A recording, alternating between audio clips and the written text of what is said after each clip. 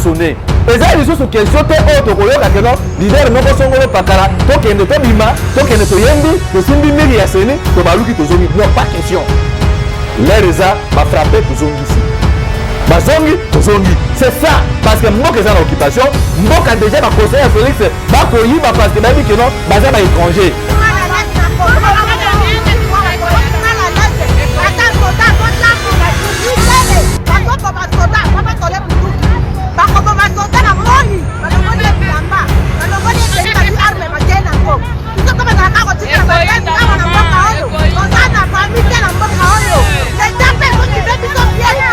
Lelo M. Chilombo atikali na 717 jours na mikolo oyo boye asa kosala. Alors to koyeba te na miracle nini Félix akosala mpona kozongisa bato oyo bapromettre bango ebele ya bapromese makambo oyo alobaki akopesa bango misala, akopesa bango mai, akopesa bango transport, akopesa bango makambo ebele na magie nini oyo etikali 717 jours oyo boye Félix Antoine Chilombo akorealize yango bon na bateau magique peut-être akosalisa yango. Passeport ya Didier Chimanga yeyo oya koleka pe ke akatosi passeport na juri yango yebo kwa yebi place tiki passeport oyo ayebi place ne rusaka na ye oyo. Mais je vous dis, le chef de l'État est en train de se battre pour que les investisseurs viennent. Investisseurs par exemple ils devraient investir tango aux alentours na ye. Il a que des coopérants, des gens qui font mal à la République, des gens qui lui mettent le bâton et lui font marcher sur la peau de banane. Chilombo ne peut pas blaguer avec toute une nation pareille. Lelo, Azu Kadima, Achena Seni. Lelo Oyoboy, Azu Totokama, on a qui conseiller la présidence en matière économique. À Longolier, la présidence a signé le secrétariat général de Makamotari Seni. Cerveau moteur ya Seni. Donc makambo nyonso bakosala na Seni, il faut et le prépa na ye. Na même projet ya Tilese Luba débloquer mbongo ya 940 millions de dollars. Bilomba abimisi mbongo on a deux fois dessus sérieux. Na même projet. Asuki wana te ba ko pesa mbongo ya 14 millions de dollars américains. Comment que na kotunga na mboka na bango na Kasai. Mais papa il a fallu pour les Sabiso. Dans 14 millions, Bilomba pour les Sabiso a tenu 3 écoles. Mais ils ont monté dans ma baie. Ils ont qui ndoki. Il y a ma conseiller à Chilombo.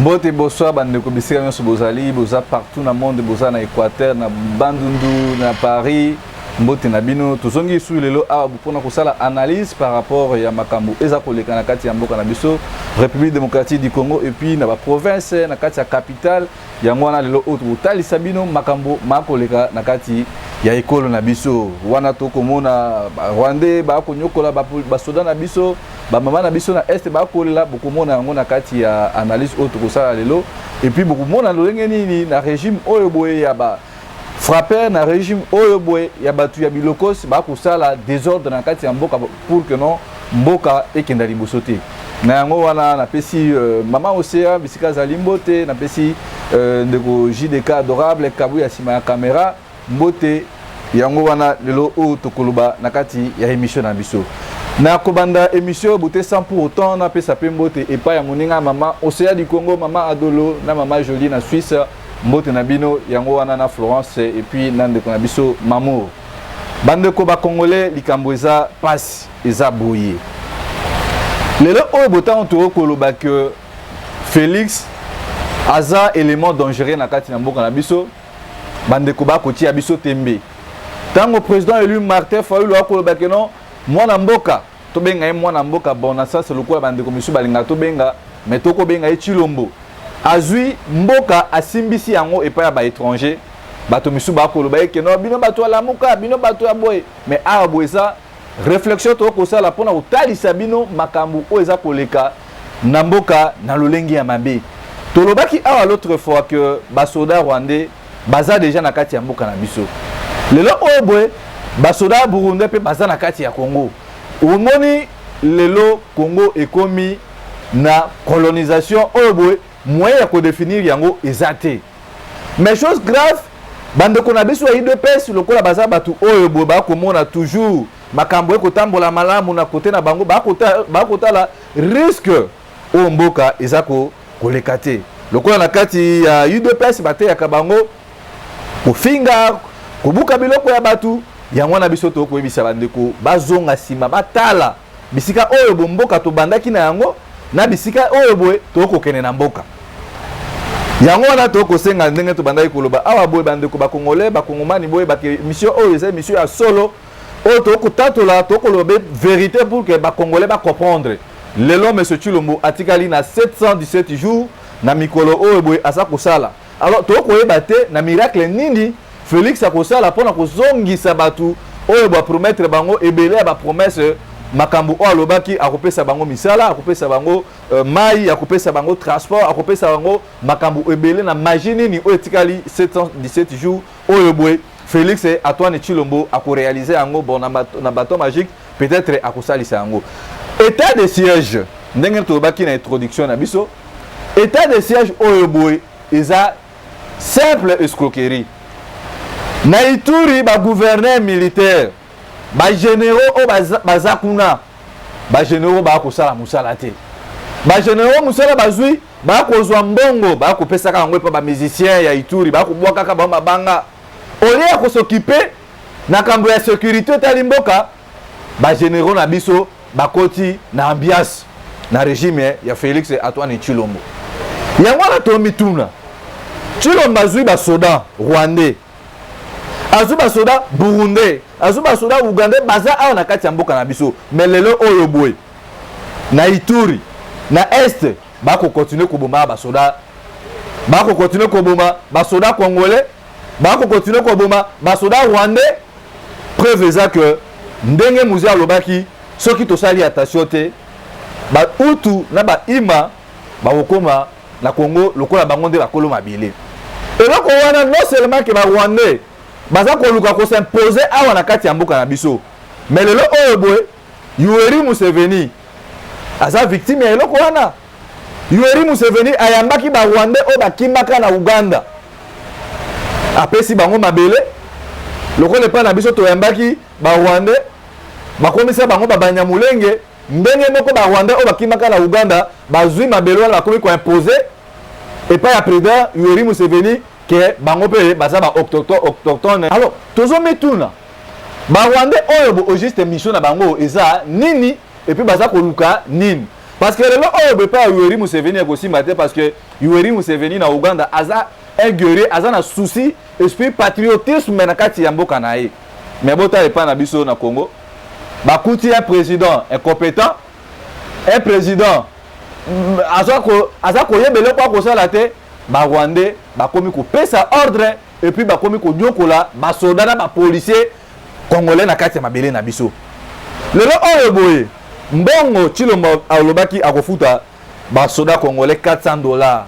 mais jusqu'à preuve du contraire ba soda congolais baza kofuta mate mbongo wana bazozwa ngo bazokenda kofuta ba soda rwandais botala na video bomona comment que ba soda rwandais bako pesa ordre na kati ya mboka na biso yango wana ba mama ya est batelemi parce que bitumba ya mboka na biso yango oyo ngonga ebandi batelemi babandi déjà ko décrier sous régime incompétent ya Félix Tshilombo tant que lobaki que non soki tosali attention te soki peuple congolais to telemi lokola moto moko te lokola Jeanne d'Arc na France ba Rwandais bakoya komonela biso yango déjà oyo boye ebandi ba Rwandais bakonyokola ba mama na biso Félix akofuta basoda Rwandais avant même tokoma na fin du mois. Mais alors na miracle nini o bandeko o boy toza na miso te ya ko comprendre makambo banjene kezo kende parce que ba Rwandais lokola azui déjà mopanzi ya est lelo o baza na Kinshasa ndambu baza na Kasai baza partout et pas Yoweri Museveni bakomeka bakotala so ekosimba lokola ndenge bakoti déjà na Congo bamoni ke ekomi déjà kokende na faveur na bango soki toza même langage na ndeko JDK bandeko botala video oyo bomona bamama ya est ndenge bakomi déjà kolela na kati ya mboka na biso moko ba Rwandais ba konyokola biso bana na biso ba policier ba kofuta mate mais Chilombo a kofuta ba soda rwandais mbongo par rapport ya ba soda congolais. Où en sommes nous peuple congolais? Ndeko JDK soki tozana liloba moko bande ko botala ba mama oyo boye na ba congolais ya est nde ba ko déplorer situation oyo boye e ko leka na kati ya mboka na biso. Congo za ya bango. Congo za ya bango. Mala lazna Congo mala laze. Ata soda zo tambola 18h. Bazo ba soda baba tole bunduki. Bako ba soda na moi. Balongoli ya bilamba. Balongoli ya teni ba arme ba kenango. Biso kama na kako tika na babendi kama na mboka oyo. Ozana famille na mboka oyo. Les tapes zo ki be biso bien.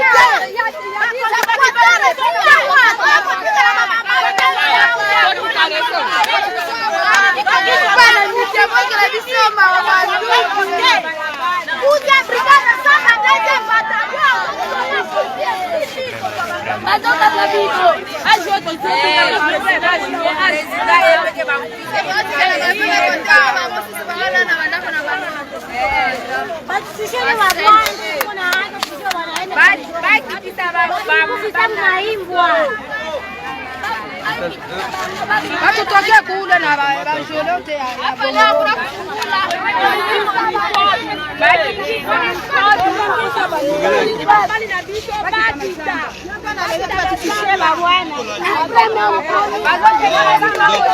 tuko presentement Kavivira kwenye banamke ya basoda banafunga njia ya kwenda donc yenye inarelie Bukavu Uvira. Donc banamke biko banaomba ke gouvernement basikie parce que babwana yabo biko banapanda bakipanda kule kumilima babwana yabo banabakamata mambiskade na wengine banabaua. Alors bamama banalia sana, bamama ya basoda banalia sana. Alors na ndio maana Uvira Online na Africa Canada Television inajideplacer hapa leo tout simplement pour que tubaoneshe ce qui se passe à Kavivira pour le moment. Donc bamama banasema banachoka sana parce que babwana yao banakufa trop. Banasema kama huko kunakuwa maelema ya Rwandais yenye iko ina signale ba rebelle Rwandais benye biko kumilima wakati babwana yao wanaenda donc banajiretrouver biko mwambiscade. Alors je pense qu'il y a eu banasema il y a eu 45 militaires benye balikuwa 45 militaires benye balikamata. Donc il y a eu 45 militaires congolais benye biko mwambiscade leo. Ndio banapenda leo kuwe absolument gouvernement Congo iko capable ku intervenir bangalie hii situation yao. Donc pour le reste tutabambia plus tard. Donc William Yuku en direct ya Uvira. Alors etikali lisusu nini bomoni na video ndenge basoda rwandais bakobeta bato na kati ya mboka na biso bako imposer ya bango loi yango tozosenga na bakongolais sérieux toza kolamusa esprit ya bakongomani déjà bamama bakomi kolela ti muke lokola Chilombo aza marionnette oyo Kagame aza kotambusaka ye butu moi aza na liloba ya koloba te mpona kotelema koloba ke no bino boyaki mission awa na mabele na ngai mpona kobunda to éradike ba rebelle mais eza no bokoma koimposer ba ordre na kati ya mboka na biso lelo oyo boye. Depuis l'opération conjointe, selon ndenge balobaki régime oyo boye ya bilokosi ya Chilombo, régime ya ba frappeur. Le autre kokene na 41e jour. Depuis basoda rwandais, basoda burundais baya, na basoda ugandais baya na kati ya mboka na biso. Mais tozo mituna, monsieur oyo boye ba rwandais baya ekosi la mukolo nini? Mboso. Bino étant qu'Assemblée nationale. Est-ce que ça qui n'a duré au botiaki que ba rwandais soki boye bokoma ko imposer ba congolais bokoma ko bete ba congolais ko pesa ba loi na bino ya Rwanda na kati ya mabela congolais ezo sala pasi na mawa tango tozomona bilili ya boye ba mama bakomi kolela okomona bandeko misusu ba koloba wana na Kiswahili ba ko déplorer situation. Félix Azumbo kasimbisi epa ba Rwandais armée na biso ekomi na sous-traitance ba soda rwandais bakomi ko nyokola ba policier na biso. Ce que potali na kati ya armée congolaise wana bokomona que non la plupart ya ba haut gradé ya kati ya armée eza ba rwandais ba officier belé baza ba rwandais mais tel ba officier na biso ba poste ba grade baza nango ba adjudant chef ba capitaine ba grade moko assez. Alors monsieur oyo bo basoda oyo bayaki ekosila mokolo nini peuple congolais yango to côté la bande kuna biso ya IDPS Félix mandat na déjà eza échec le oyo batikali na 717 jours yango to ko senga na Félix poliment na bande kuna o ba ko kanisa ke bango baza batu ya makasi na Congo a des mandats na yeso ke sili akenge poliment parce que la plupart na li auto ko kende bande kuna biso ya IDPS bande kuna biso ya Kasai partout boza mal vie beaucoup beta mafimbu parce que bozo participer na buzoba ya Chilombo bozo participer na makambu ya mabe oyo boye Chilombo zumboka pesi yango pa ba Rwandais yango to ko senga na ndeko Félix lokola ozwi bande kuna yo oko tiaka ba komi ici République démocratique du Congo Longwe et comme République démocratique du Congo ya ba Kasayen ba institution ya mboka nyonso opesi bande kuna yo na ba Rwandais ba komi ko sala oya bango mibeko isa pasi na mawa bande ko ba Kongomani est-ce que tango toza ko sala ba analyse ya boy isa pour ko éveiller conscience ya ba Kongomani totelema mboka ko kene mabe lobi awa boy Chilombo za na mission ya ko kabola biso Chilombo za na mission à créer instabilité na Congo pour que ceux qui toke na bitumba coup d'état ko salema Rwandais mutu akosala nini akozwa présidence ya mutu ya mboka mais bozo mona bisika mboka za ko kende ce que l'on a imaginé que trouble côté na mboka coup d'état Rwanda azui bon imaginez-vous ça on a biso ba congolais kozala nini na minute oyo boy soit disant Chilombo mwana mboka ba congolais déjà ba kosala mibeko oya bango ba kotambola likola mibeko ya mboka na biso ba ko poser ba soda oya biso mais alors au plus fort raison ce qui le loba touch bazui pouvoir bon comment on a que ça danger pour la mboka yango c'est le moment totelema ensemble to conjuguer ba effort to bengana batu oyo boy ndenge to koloba opération Jeanne d'Arc ndenge to koloba article 64 ndenge to koloba article 63 to telema peuple congolais yango wana ndenge to kokende plus grave encore scandaleux soni na mawa régime ya bilokos ya Chilombo régime ba frappé devant bongo batu oyo boy ba kozana na ba social ba Kongomani te tango to la procès oyo ya Kamere Bilomba l'homme à 50 notes techniques par jour asale ba biso démonstration ya koloba ke par jour ya saka 50 notes techniques par jour mais là oyo boto comprendre que batu oyo boy ba frappé batu bilokos ba conseiller ya Chilombo baza batu oyo boy baza animé ya esprit ya démon ya Lucifer soki totali bitumba ya UDPS kobanda époque ya papa Mobutu bitumba na bango ezalaki kobundisa Mobutu noke makambo échangé mais babandaki kobundisa Mobutu pour que bango bazali koparticiper na gestion ya mboka pour que non bayiba mbongo ya leta même bitumba wana babundisi Mobutu même bitumba babundisi Désiré Kabila même bitumba babundisi Joseph Kabila mais lelo oyo bakoti na baaffaire tala bakonseiller bakosa na trafic d'influence mais investisseur bakoya na mboka wolo lenge ndenge ni total la vidéo oyo boy parce que celui de lobby bokobe non tokosi makambo ndeko JDK adorable misape électrique celui de zona liloba moko total la vidéo bon découvrir ce que za nani ce que za bakoseiller nini bakosa la trafic d'influence ce qui tozana même langage de JDK otela biso vidéo na bandeko balana oyo ezali deuxième cas naza na yango naza na badossier ya bainvestisseur mosusu nazolakisa bino d'abord passeport ya Vidi Chimanga yeyo po boya koloba te ke mpaka kosi passeport na juri yango wapi ye moko ayebi place atiki passeport oyo ayebi place nini akende kosala makambo na ye oyo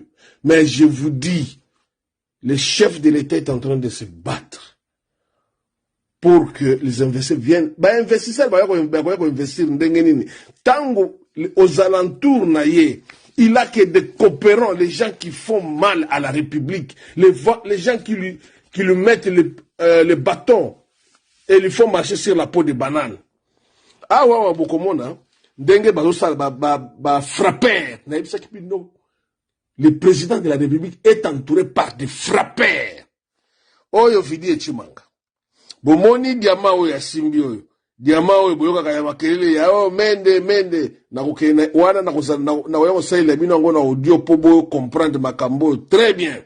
Bomoni awa na l'exaki bino na passeport na ye, c'est un sujet belge connu de tous, hein, eza ilo ya kobombate pona kolakisa bino ke ndenge azali kokimisa ba investisseur mususu yango naza koyebisa yo azwaki mbongo investisseur canadien wana aza na posa ya mbongo na ye ifo ezonga mais dossier comme pas ya mpaka tala baje conseil stratégique akoma vendeur ya baor omoni awa aza na telefone na litoi telefone mususu ezali awa soki na kosi ye moko ayebi mais tala ndenge basali babiloko wana ekei na DGM oyo ba document ya DGM boza komona yango malamu DGM soko bokiti awa tala moto ba investisseur ba escroc oyo ba frapper ezali nani David Alexander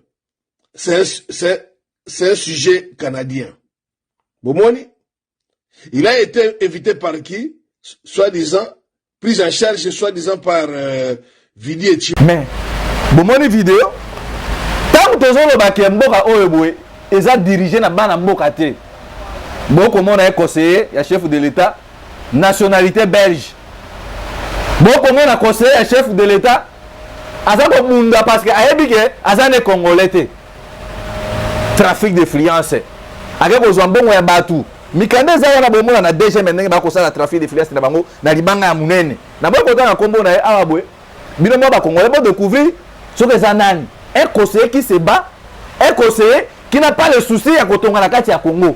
Alors, babilo kwa boye. Koto Bilonda a détourné 14 millions. Koto Nicolas Kazadi, ministre de la Finance. Oyo mo konzina ya ko pesa ye mitindo ya ko exécuter projet moko songolo. Mais un ministre a côté mais la mo konzina ye tala batu oyo boye baza na vision mon côté. Depuis quand? Même à l'époque ya Mobutu. Même à l'époque ya Kabila, bande qu'on a besoin de personnes bande qu'on traité rwandais. Un ministre oyo nommé atteindre la ordonnance oyo ils a pas sina mawa. Où sommes nous? Bota la régime ya bato oyo boy. Ya bilokos. Régime ya ba frapper. Na loi na mbe ko likonzi mboka na biso. Partout na vérifié.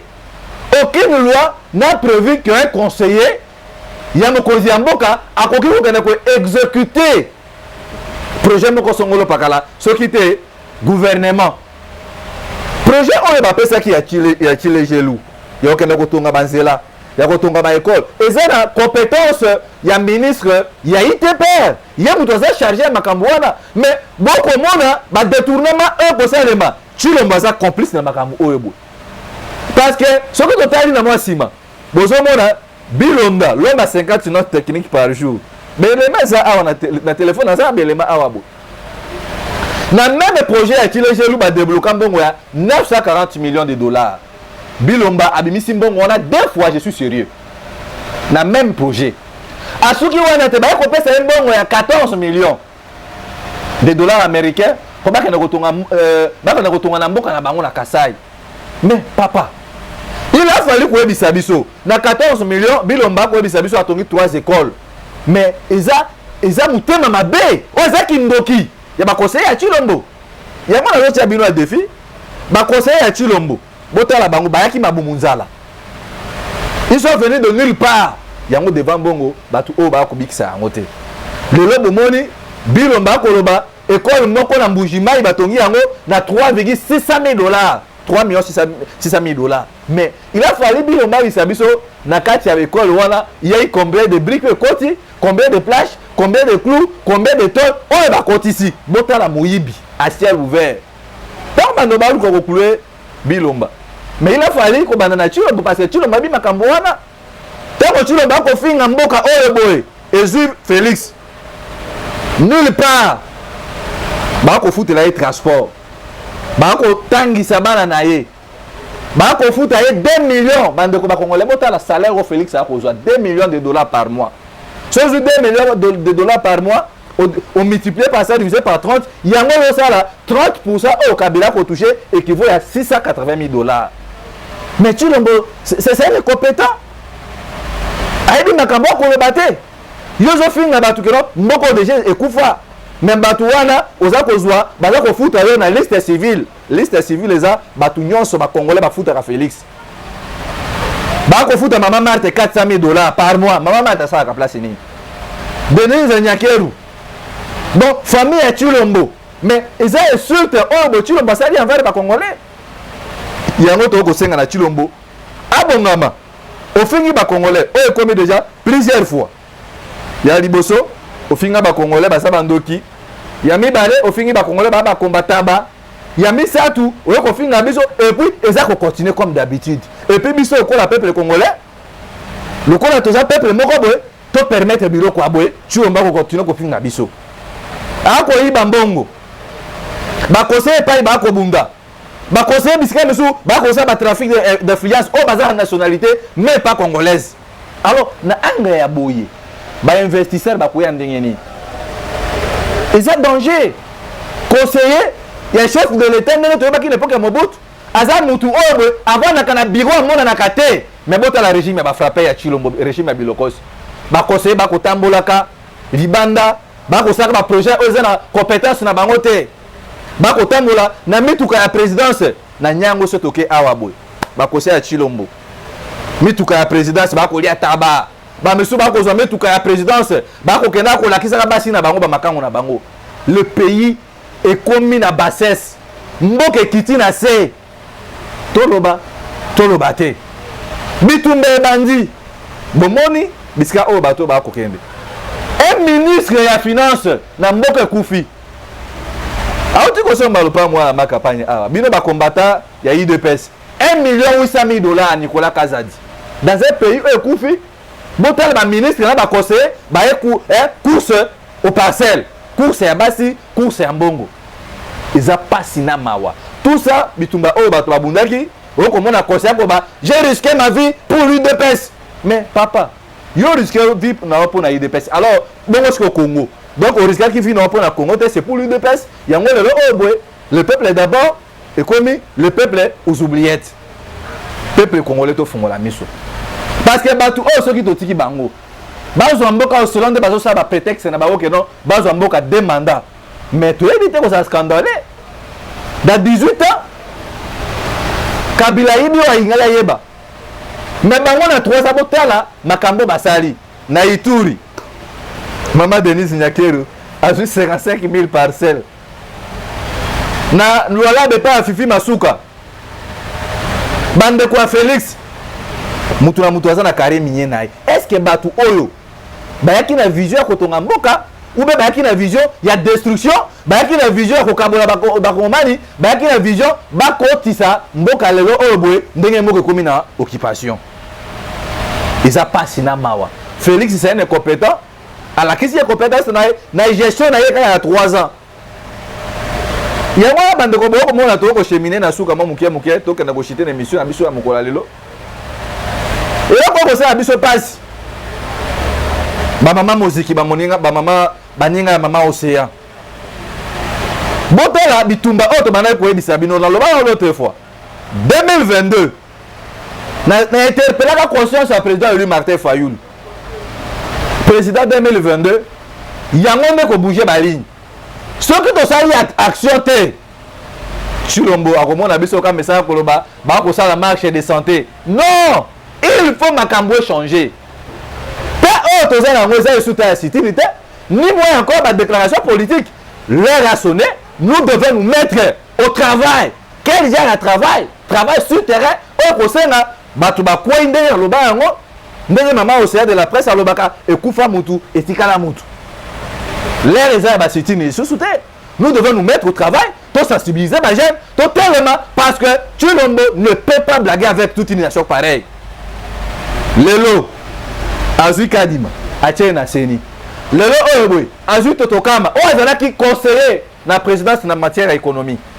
Alongoli na présidence atini na secrétariat général na makamotali seni oza cerveau moteur ya seni donc makambu nyonso bakosala na seni il faut eleka epa na ye mais bakongolais toza bazoba te yango naza kobengisa bamama moziki bacombattant nyonso barésistant l'air a sonné eza lisusu question te oyo tokoyoka keno lider moko songolo pakala tokende tobima tokende toyembi tosimbi miri ya seni tobaluki tozongi non pas question l'air eza bafrappe tozongisi bazongi tozongi c'est ça parce que mboka eza na occupation mboka déjà baconseiller ya Félix bakoyiba parce que bayebi keno baza baétranger alors vous croyez que soki bato oyo boye tokenda bango na lolenge ya mama Maria losako otondi ngasa bato bakoyoka biso non yango na kosenga na président Martin Fayulu lokola boyoka mongo ya peuple lokola boyoka makambo oyo peuple lobaka sitine nga naza d'accord na makambo ya sitine te moi je veux que batu oyo boye tosila na bango lelo Félix atikali na 717 jours bon tant tokotambola sous sitine lobby tokotambola nini yango nga na lobby c'est le moment ba base nyonso ba résistant tobongama février et puis kozala sous pas question toza na action tokende na hôtel de ville kozoba ordre et pas ngobila on va la réformer selon article 26 et on va konzira biso on informe à l'état ou bien au gouverneur de la ville azo acte abenda ba policier ne matoi pour la sécurité à peuple yango biso toza ko bengisa peuple toza ko conscientiser bande ko na biso Ituri ko conscientiser bande ko baza kuna na bongandanga o baza na Chikapa o baza na Congo mobimba parce que voyoutisme il devait se l'équipe. Alors nous devons nous mettre au travail ndenge bomoni ba leader ya la muka ba lobby mois en février c'est le moment yango boye maman Dabi maman Adolo maman Jolie maman Osea Zali aw il faut une batate ozo bunda po mboke kenda liboso c'est le moment to kangisa moi mateka poto yebi ndenge Chilombo ako se comporter na février poto yebi ndenge ba voyou o ba recruter bango ba kotisi bango na la police na complicité na ba policier rwandais ba kokosa biso na ba soda rwandais to yebi ndenge kosuka parce que mbala obo e kozala représailles qui ne dira pas son nom c'est le moment to bongama il n'y a pas eu mboka moko zwa liberté na bango te sans sacrifice sans makile tanga mais pourquoi bino boluka boka mena biso toujours na rythme to kende to bina to yemba to simbi mabende to songi non to ba résister ba congolais to fungola kesi na biso ndenge mama aussi alobaka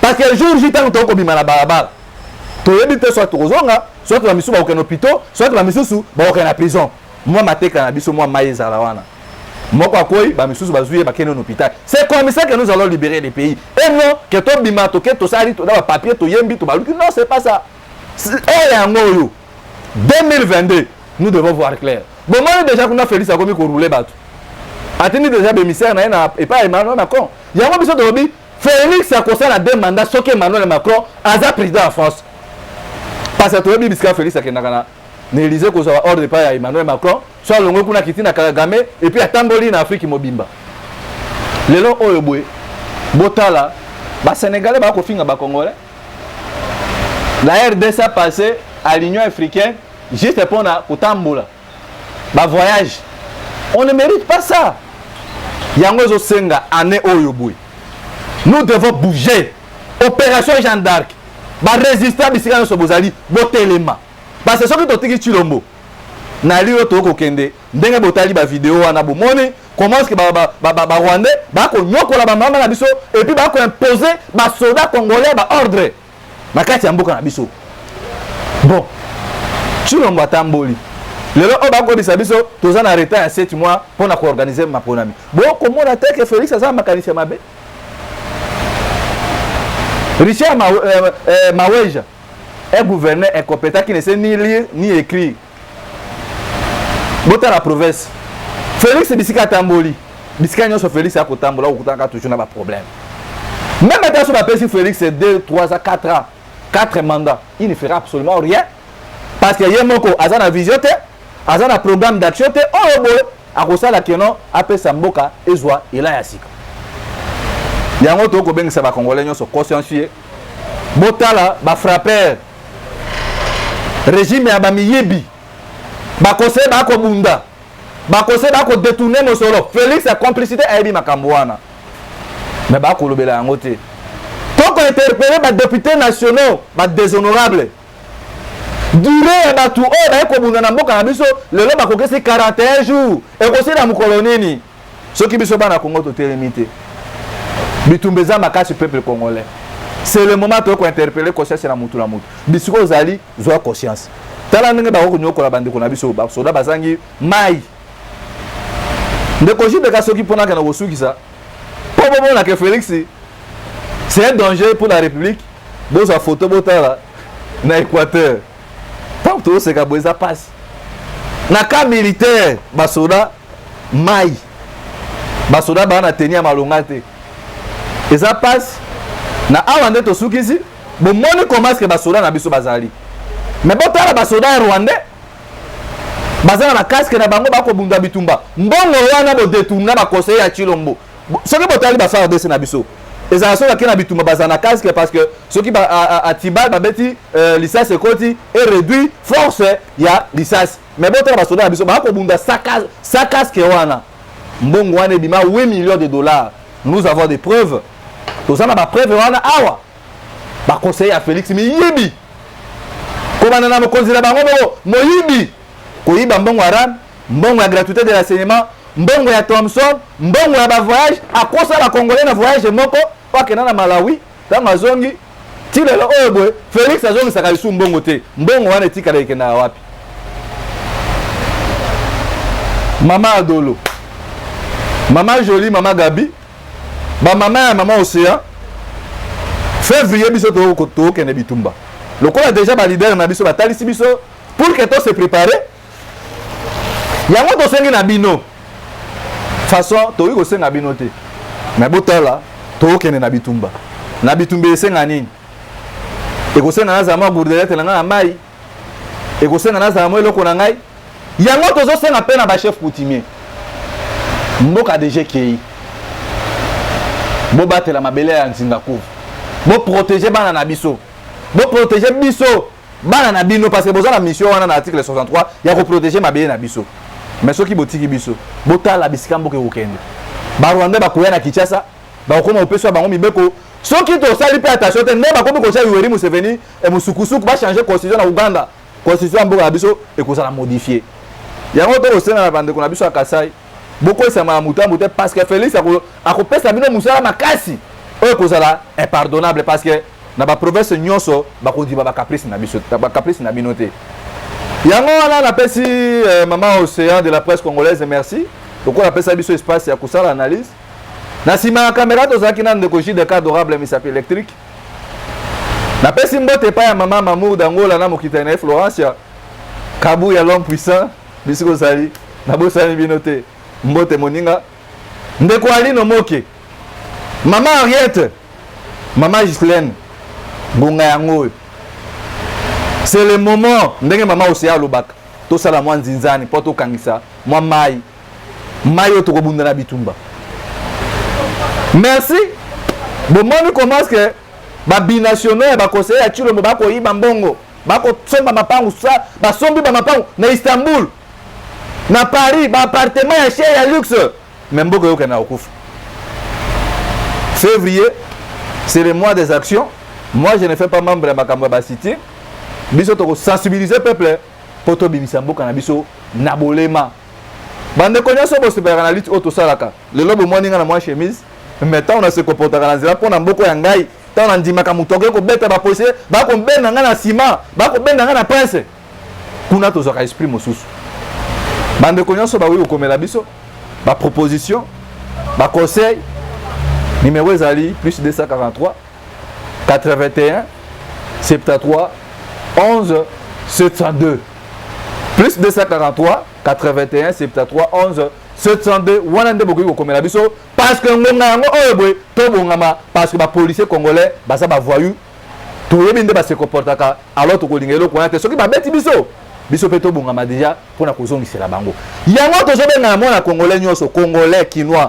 soki bakangi ya yo ndeko bakobeta ye policier aza na mai na makila betaka songo akoyoka pasi lelo tosuki awa soki nzambe alingi abateli biso tokutani lobi na prochain numéro au revoir.